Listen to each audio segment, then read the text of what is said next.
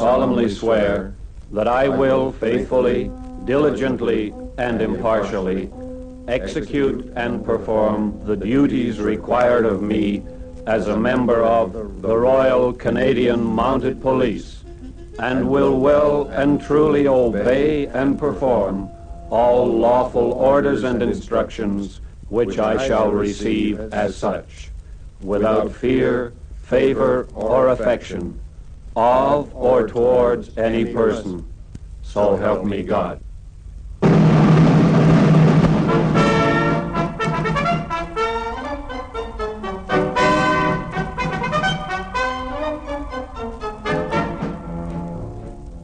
The Queen's Men. For the first time, authentic stories of the world-famous Royal Canadian Mounted Police. Tales of men who for almost 100 years have helped to keep peace in Canada. The Queen's Men.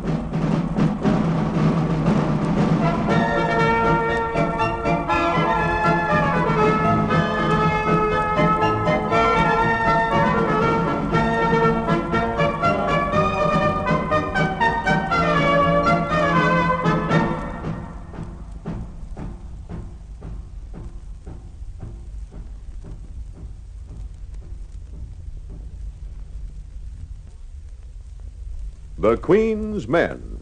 True stories of the Royal Canadian Mounted Police. Names have been changed for family protection.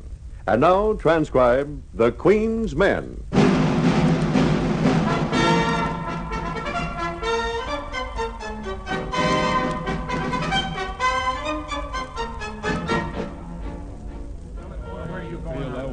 So my little nephew says, what if you haven't got any clue at all to a murder? Where do you start? Well, how did you answer that, Sergeant? I explained that there's always some kind of a clue. There's always something. Yeah, I guess so. You know, I never run into one yet that didn't present something to go on. Yes, Sergeant, well, that's a kind of good question. What if there weren't any clues? Where would you start? Guess I'll have to look that one up in the manual. Reason I ask, you remember Constable Henry and that murder case of his out in Alberta? No, what case do you mean, Bob? Well, as I remember hearing it, there was one murder with not a single clue to start with. Oh? How did it go? Constable told me about it when he was visiting our headquarters a couple of years ago. I recall it because it looked so hopeless. Nowhere to start. Not sure if I remember how he handled every step of it, but... Well, let's hear about the murder without any clues. Where did he start? He started by being pretty generally bored. He was stationed out in the ranch country where all that ever happened was a bit of cattle thieving. Constable Henry was a man of action, and after a couple of months of inactivity... I tell you, boys, if something doesn't turn up soon, just anything with a little life to... I'm fed up playing nursemaid to a team of horses and straightening out the quarrels of a bunch of bush sodbusters. Constable Henry here, he figures he joined the force for a life of solid adventure, and it's gone and let him down. What is it in particular you'd like to occur, Constable? Like I said, just something with some life to it. I don't mind telling you, men, I'm bored. Why, that's pretty near treason. Who we got here? Excuse me, busting in. Officer, can I talk to you a minute? Certainly. My name's Charlie Underhill. I just ridden in 30 miles from Aitken. Hey, listen, something awful's happened. Oh, dear. Do you mind if I sit down? No, help yourself. Well, what do you mean, Mr. Underhill? What's happened? They found the head of a dead man back at my place this morning. What? Yes, sir, right on my property, just the head. I saw it. Oh, it was awful. I figured I'd better ride over pronto and let you know. I don't want to get mixed up in no murder. Now, let's have this story straight. Who found it? A friend of mine, Fred Jakes. He was hunting for turkey nests, Sergeant. Are you, Sergeant? No, Constable. This is Constable Henry you've been talking to. Oh, well, howdy. I'm glad How to are meet you. Yeah. Well, I don't mean I'm glad. I wish I didn't have to get mixed up in this at all. You know, you fellas, you start getting suspicious of everybody and asking a lot of Now, questions. look, hold on now, hold on. We have a lot of questions to ask. You're right about that. But we're not suspicious of you just because this was discovered on your property. Not unless you start acting suspicious. Now, you say your friend was looking for turkey nests. Yes, sir. It looked like the turkeys had scratched up this head. Did anyone recognize the features? No, nobody knows them, and there's no one missing around our way. Gee, that face sure looked awful. We figured the body must be around somewhere. You didn't change anything or dig for the body. I'll say now, we didn't touch a thing. No, sir. We figured it was a job for the police. There was nothing else around? Nope, nothing, no. That is, nothing but a black cap all covered with grease that my young brother Pete picked up a few weeks ago. Why, he's wearing it right now. Well, we'll ride back with you and have a look around. Right now? Yeah. Jack, you get the horses? Yeah, right away. Well, do you mind if I give my horse a drink before we start back? No, help yourself. It's around the side. All right, thank you, Constable. Well, Ed, you remember what you were saying a few minutes ago? What's that? Wanted something to turn up with a little life to it. Well, it turned up all right, but it sure doesn't sound very lifelike.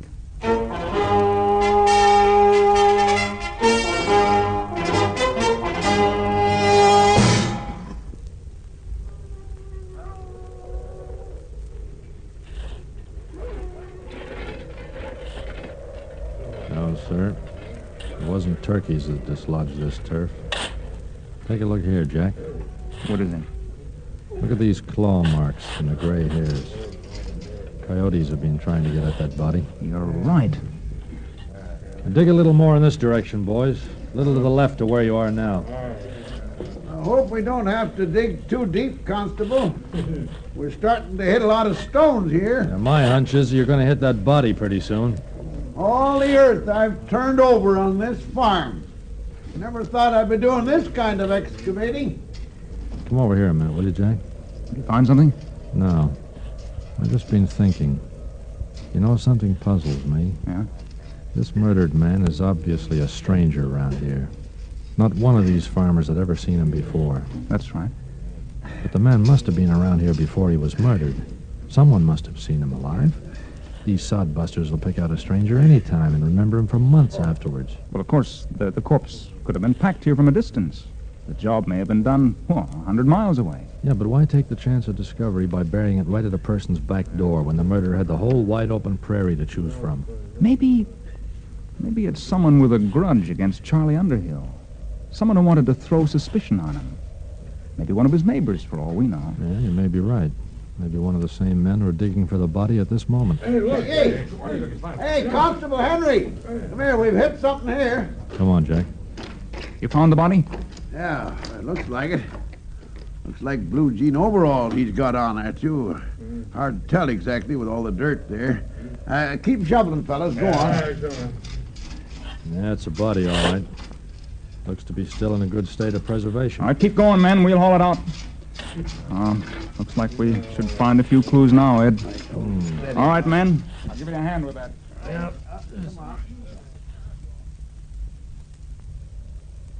There he is. Now, let's see what we've got. Well, the overalls have an Atlantic City tag. Oh, fella came a long ways to get himself murdered, didn't he? Nothing much in the pockets. Country Fair badge, dated October 18th. Piece of quartz and a pipe. So all we know is he probably came up from the States within the last 3 months, lived in Atlantic City, attended a fair last October, and was buried here sometime in April. April? Yeah. Look at that shallow grave. If the ground wasn't frozen, whoever buried him would have dug deeper. And the body couldn't have been buried last summer, or it wouldn't be in such good shape. I'd say the grave was dug early this spring. Say, you're right there, Constable. You know, I tried to stick a fence post around the end of April, but when I got down a foot or so, I had to quit. Frost was still in the ground. By the bullet wounds in the head, he was shot twice behind the ear. Whoever did it certainly did a good, thorough job. It's terrible to think of someone committing murder like that, you know, and right on my property, too. Say, maybe it was a suicide. Charlie, suicides don't as a rule bury themselves. Oh, no, I guess you're right about that, Constable. By the way, I noticed you sent all the other fellows home after they dug up the, what's his name here. Nice of you to let me hang around. Must say it's pretty interesting. I'll confess our motive isn't to provide you with entertainment, Mr. Underhill. The body was found on your property, and you mentioned your brother found a cap a few weeks ago. Was it around here that he found it? Well, now, I never asked him. That's my young brother, Pete. He was just an old cap, all greasy. But he started wearing it. Perhaps he noticed something else. I'd like to have a talk with your family next. Oh, sure. I guess they won't mind. Jack, No. you might start questioning the neighbors again. See if any of them can remember seeing a stranger around here a while ago. Yeah, I'll do that. Now, we'll see what we can put together this afternoon and compare notes back at headquarters.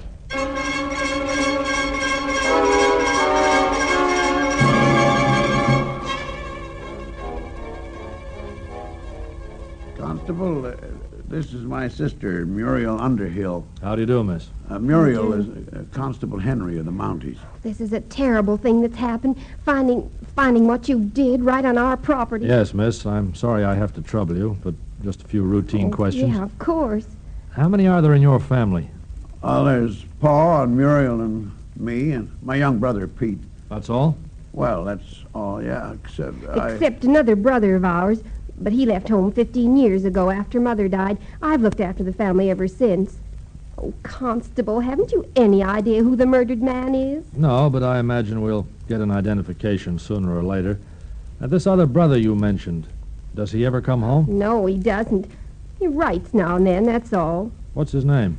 Duncan Underhill. Uh-huh. Where does he live? Oh, he moves around. We never know where he's going to turn up next. Last time we heard from him, he was at, I'm afraid I can't remember. Charlie, do you remember the name of the place? No, I never saw the letter, Muriel. You lost it, remember? Oh, yes. Oh, I'll try to remember, Constable, if you think it can help any. No, I don't think it matters much. The main thing I'd like you all to do is to think back, try to recall if you saw any strangers around here about April. And then I'd like to talk to young Pete.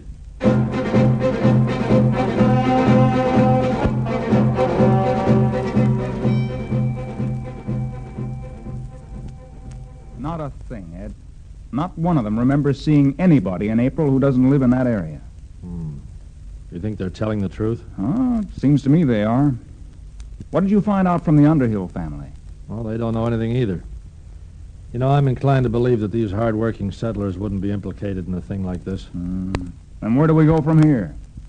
Well, I did get one thing. Not much. This. Oh. What is it? Magazines? Half a dozen of them, sewn together with binder twine. The Underhill boy found them on a trail about the same time he found the cap, near the spot where the body was buried. Let's have a look at them. Well, I've already been through them. The only possible clue is this. Yeah? If you look very closely here, on the cover, the top one, see? Yeah? Faint pencil marks. Oh, yeah. What, is it a name? I can hardly make out. Yeah, now look under the magnifying glass. Here. Oh, yeah, thanks.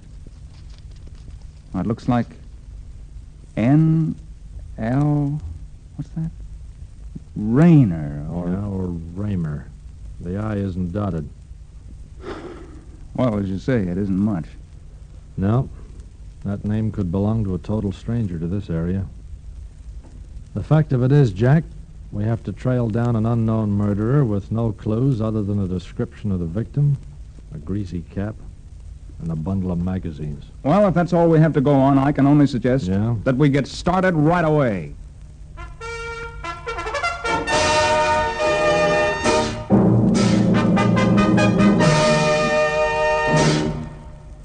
In just a moment, we'll return for the second part of this true story of the Royal Canadian Mounted Police, the Queen's Men.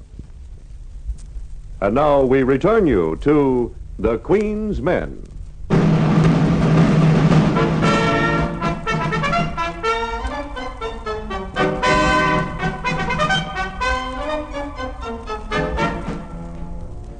Report to Inspector Jeffries, RCMP headquarters, Ottawa, from Constable Henry, Alberta Post. Search begun for slayer of man found buried on Underhill Farm. Accompanied by Constable Jack Howard, I first questioned neighbors in near surrounding area, then moved west, visiting farms and ranches, inquiring about two strangers seen last April. Could give only description of murdered man and carried with us his clothing. Response, nil. Sorry, Constable, but that stuff you got don't mean anything to me. Blue jeans, Why, every man for 100 miles around wears blue jeans like that. Yes, I'm aware of that, but look, this jacket is a little unusual. I'm hoping to find someone who remembers seeing a man wearing this jacket. Oh, yes, and there's the cap. Here it is, Constable. Thanks. I realize this cap is pretty standard, too, but it's all we've got to go on. So I'd appreciate it if you'd think back and try to remember if you might have seen a stranger around your ranch in April. What did he look like, Constable? Well, he was about 5'8", weighing approximately 170 pounds, sandy hair, blue eyes, thin mouth. Sounds kind of ordinary. Not the sort of fellow you'd remember very long. Yes, but he may have been in the company of someone else. The murderer. Well, we don't know that, of course, but we have no description of him. Look, please, try to think. Do you recall seeing a stranger or strangers in this vicinity about April? Well, now, let's see. I don't, Well, now, wait. Yeah, there was a fella hanging around here. Yeah? Looking for a job in my ranch. What did he look like? He, Oh, no, that wouldn't be him. Why, come to think of it, that was a year ago, April. Oh, I think we better move on, Constable. Yeah. Why don't you talk to Hank Alberton down at Crossroads Farm? He's a guy that remembers folk. We've seen him. We've talked to everyone in the area. Well, thank you anyway, sir. No, don't mention it. Good luck to you. Hope you find it. Well, time to start on the towns, I think, Ed. Stores, banks, land offices. Yeah, and restaurants and hotels. All right, Becky. We're going to hit the trail again. The horses like the search anyway. Yeah. They sure like to get out. No wonder people look at us as if we're kind of crazy. The bundle of clothes and no idea whether it was one man or two. No idea their names. Except maybe Rayner. Or Raymer. Yeah, maybe. Well, Constable, let's not get discouraged. Sooner or later, we'll pick up his trail. Hold still, Becky. And when we do, it'll just be a matter of time. Yeah, all right then. We'll start scouring the town, starting with Gold Creek. Right. Come on. Yeah.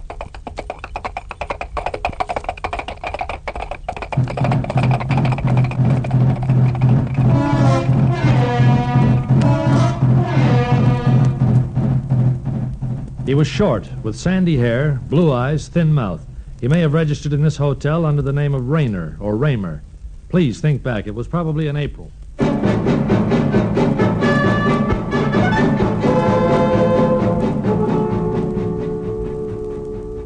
These are the clothes he was wearing. We believe he was from Atlantic City. Do you remember anyone answering that description, picking up mail here? It would probably be addressed general delivery.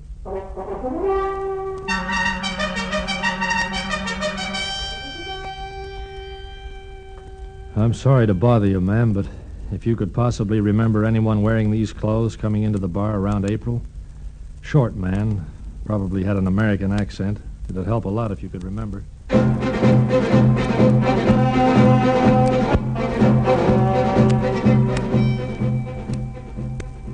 I don't suppose there's the chance that you ever saw him. Yeah, sure. I think I see that fella. What? You do? Well, did he stay at your boarding house here? Oh, no, but we used to eat at the same place. I remember on account of that jacket. I always liked a red jacket like that. I always wanted one. And I asked this fellow where he got it. Do you remember what he said? No, I can't remember where he said. Somewhere I couldn't get to, I think. At Atlantic City? Yeah, that's right. Oh, you taking this down, Jack? Yes, I've got it. Now then, look, do you remember this man's name? No, not his last name. We used to call him the Kid. The Kid? That was what his buddy called him. Well, then there was someone else hanging around with him. Oh, yeah. Yeah, big guy. I didn't like him much. Big 6-footer in black sombrero. Said they was looking for a quarter section around here. He was one of the Underhills. Duncan Underhill. Underhill? Are you sure? Yeah. That's the one they say left home 15 years ago. That's how I remember. This big fellow, this Duncan, he was asking about his family. Where they were living now. And you directed him? Huh? You told him where they were living? Oh, sure, yes. They got a farm about 20 miles out. Yes, I know. Look, now, can you remember anything else about these men? Anything at all? Like what? Well, where else in town they might have gone, or who else knew them? Oh, they only hung around a couple of days. Then I never saw them again. Well, is there anyone in town who would know the name of the young man that you call the Kid? Oh, maybe down at the pool hall. They used to play a lot of pool, maybe, I think. Good. Thank you very much for your help. Your information's been very valuable. We'll be back to talk to you later. In the meantime, I'd appreciate it if you'd go back in your mind and try to recall every detail of these men, their conversation, appearance, anything at all. Sure, I do that. Jack, you go down to the pool hall, see what you can find out. I'm going back to question the Underhill family again. I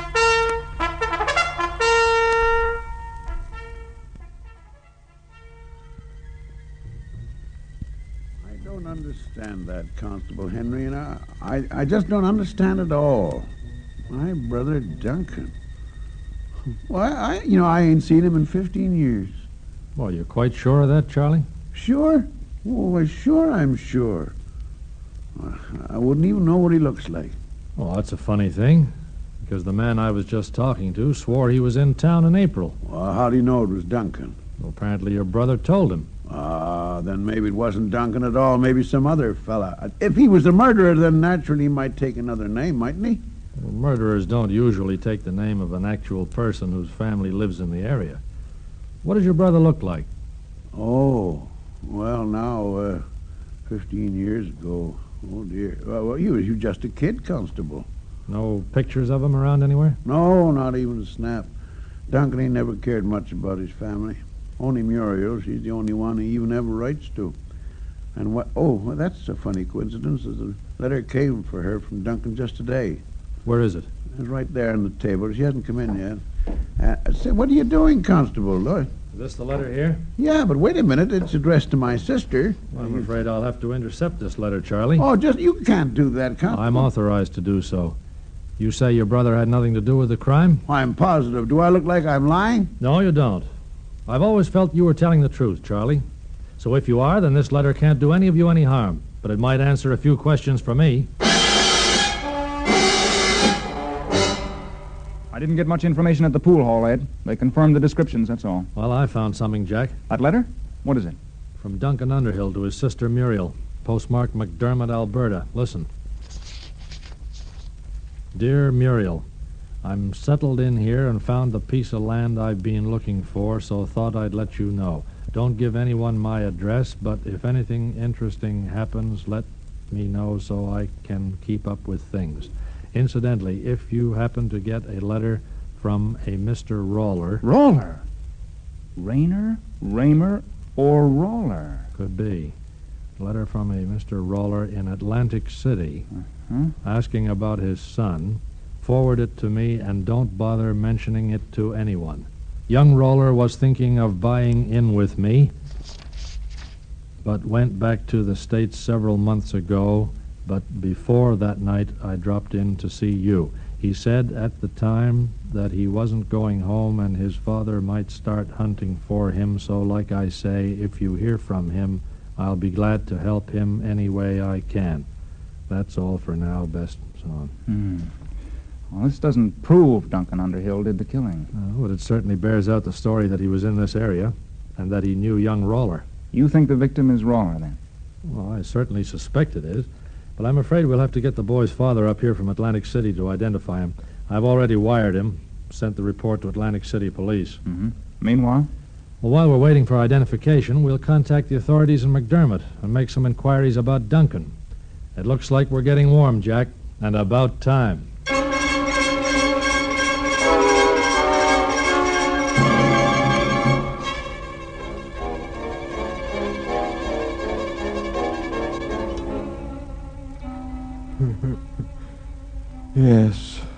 Yes, that's my son, all right. I'm sorry, Mr. Roller. Very sorry we had to expose you to this. Would you come into the other room now?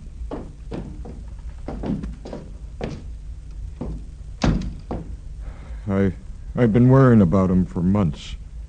He was always going off, getting one scheme or another. I never thought this would happen to him. It's a vicious crime, Mr. Roller. And we're going to see that justice is done. You can be sure of that. Anything I can do to help. Did you ever hear your son mention a man named Duncan Underhill? Underhill? No, I don't think so. Tell me, why did he leave home? He was coming up here to Canada to buy a ranch. I didn't want him to come all this way, but he said he'd been advised he could get a good buy up here. Who advised him, do you know? He didn't say. Just that it was a friend of his who lived somewhere around here, knew the country, knew the values. Someone whose family had always lived here, he said. That sounds like Duncan. So my boy set off with all his money. Money? Yes. He just got a legacy from an uncle of his. $10,000. Ah, there we are. Up to now, there's been no motive for the crime. 10,000 would be quite an incentive, I should think. I've got some information on...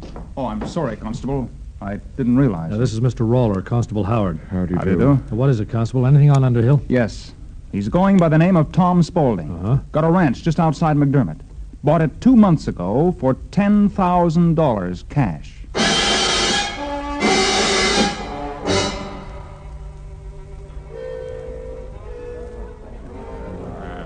Hey, Jack, over here. Oh, there you are.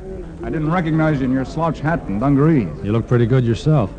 I don't think Duncan will spot us. That is, if he ever turns up at this saloon. Well, they seem to think you'll show sooner or later. You tried his ranch again? Yeah, I just came from there. Say, what happened when you talked with Muriel Underhill? Well, she finally broke down and confessed that Duncan dropped in at the farm in April, late one night. None of the others knew he was there. So Charlie was telling the truth? Yep, he didn't know a thing about it.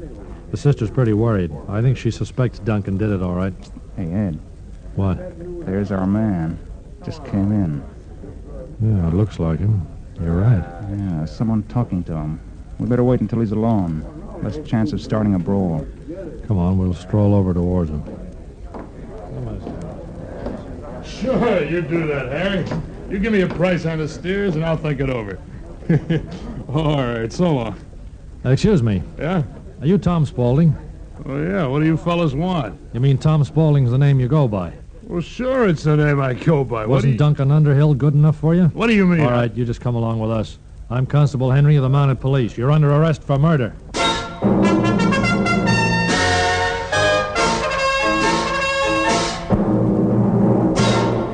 And that's the way it happened. Arrested him and proved him guilty, too. 1 minute it looked like they didn't have a thing to go on, and the next they were hot on the trail. When I tell this to my nephew, I wince when I think of his surefire remark. And what's that? And it's true, isn't it, Uncle, that the Mounties always get their man?